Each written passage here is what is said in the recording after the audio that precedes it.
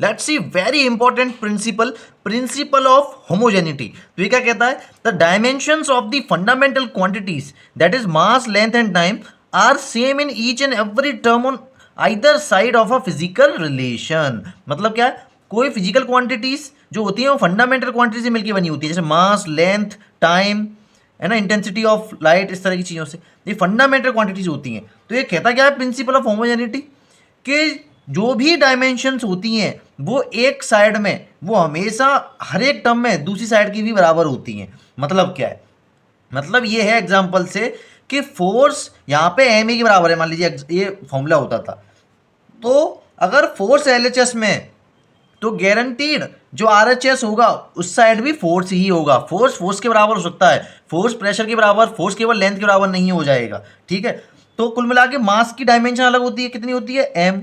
ठीक है, केवल एम होती है। और एक्सटेंशन की कितनी होती है, एक्सटेंशन की होती है L T minus two.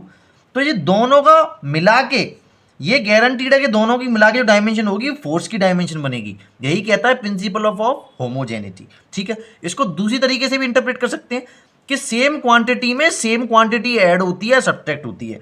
Force में फोर्स जुड़ सकता है, मास में मास ऐड हो सकता है, मास में मास सब्ट्रैक्ट हो सकता है। ऐड और सब्ट्रैक्ट सेम क्वांटिटीज एक दूसरे से हो सकती हैं।